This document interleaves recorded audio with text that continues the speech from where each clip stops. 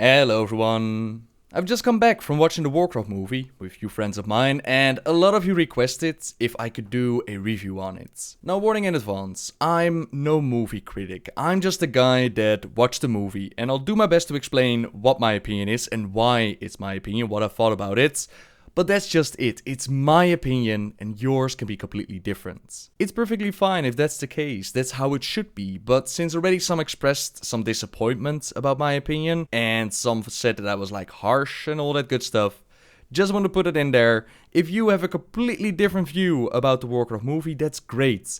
Happy to hear it. That's how it should be. With that out of the way, let's begin with a spoiler-free review first. What did I think of the movie?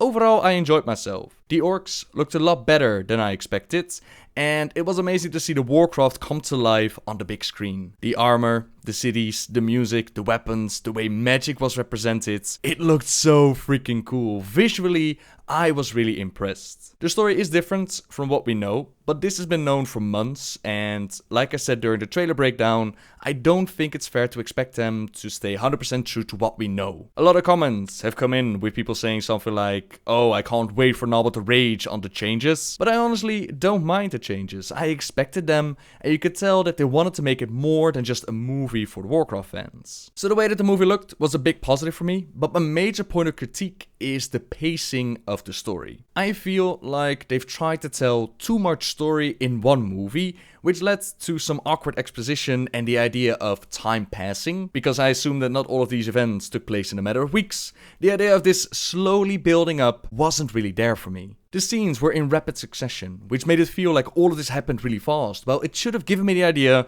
that this was a thing of months or maybe even years. Next to that, when it comes to how the story was presented, there weren't really that many characters that stood out for me. The one that seemed to shine more than the others was the person playing Anduin Lothar, but the rest, they were there, but their identities felt undeveloped, which falls back to how much story they had to tell in the amount of time that they had. I hope that I can explain this opinion better in the spoiler sections. It's hard to talk about this without giving solid examples, but all in all, like I said, I enjoyed myself, and I'm sure that any fan of Warcraft out there, if only to see Warcraft come to life on the big screen, will also enjoy it. If you need a number, I'd give it a 7 out of 10. 8 bananas out of 20 mangoes for sure, and especially because this is a video game adaptation into a movie, definitely props for that. Like I said, I enjoyed myself. Which leads into the spoiler section of the video. If you don't want any spoilers for the Warcraft movie, then now would be the right time to turn the video off, and I hope you have a great time at the theater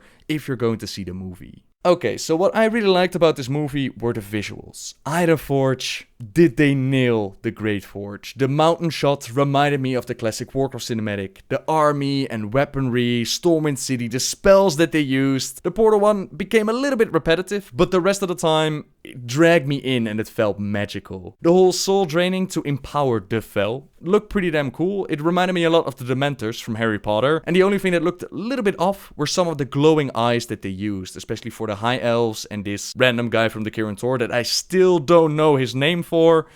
That looked a little bit off. Now the story, like I mentioned, is different from what we know. There are small changes of keeping some of the orcs brown, to Doomhammer being Frostwolf, and Fel being the great evil in all of this. It didn't bother me that they stepped away from the established storyline because this was already known. You can tell that these changes were made to make the story easier for everyone to watch. Sometimes it worked. For example, I can completely understand that you wanted to keep the good orcs brown, the evil orcs green, so that you can easily figure out which orc you were actually cheering for. At other times, some elements of the story felt like it was a bit confusing or not enough explained. They've made the decision to not go into the origin story of the corruption of the orcs. If you want those details, then you'll have to pick up the Gul'dan novel, but not even that one really fleshes out how Gul'dan obtained these Fel powers. A mate of mine said that the Gul'dan novel does speak of a master for Gul'dan. I probably have to read it again to make sure, but the point still stands. If you're going to this movie without reading the novel, the movie itself doesn't really touch upon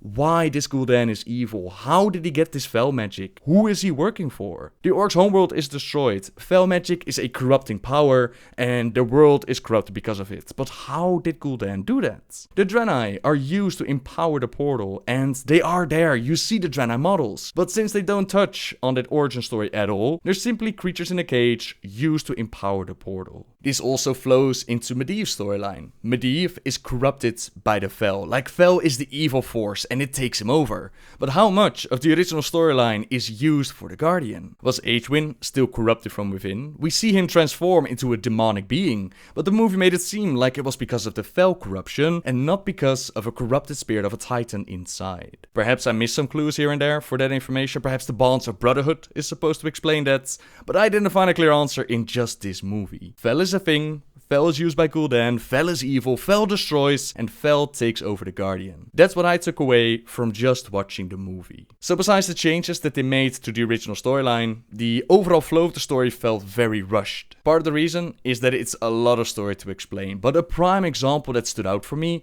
is Garona being able to speak the language of the humans. That's the moment in the movie as I was watching this where it hit me, right? That a lot of time is supposed to have passed in order for her to pick it up. And again, it didn't feel like a lot of time had passed. Then there's the explanation of characters, their backgrounds, and when you only have so much time, it takes some skill to properly explain who these characters are and why you should care. For example, the moment where the soldier piped up and called Lothar his father, he called him dad.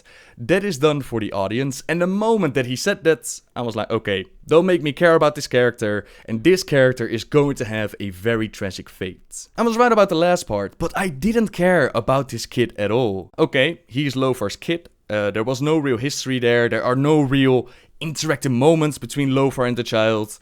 There was the drunken moment where Lothar talks about his wife and how she died, giving birth to his son.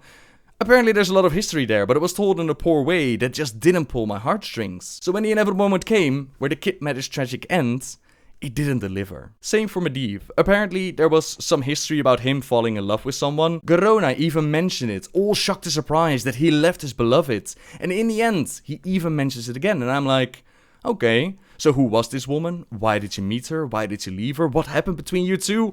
Why should I care? Is this again a storyline explained in Bonds of Brotherhood? You want me to care about something, then you need to take the time to dive into it instead of just mentioning it and be like, oh yeah, that's a thing, now care about it. Then there was this one scene, right? This campfire scene that just blew my mind. In this scene, we have Garona, who by this time has teamed up with the humans. We see Lothar and we see Khadgar around the campfire. Khadgar is placed on watch duty. He looks over at Garona, and out of the blue, Garona says, "You wanna fuck me?" Because Khadgar was looking at her. She didn't say it in such a crude way, but that's pretty much what it came down to. And out of the blue, they start talking about their backstories. How sleeping with Garona would break Khadgar's bones because he's not strong enough. And how she herself had her bones broken a lot of times to build up her character. That she is a different kind of orc and that she had to survive in a very brutal society. Then Khadgar pipes up and he starts explaining about how his parents dumped him with the Kid in Tor. This was supposedly a great honor,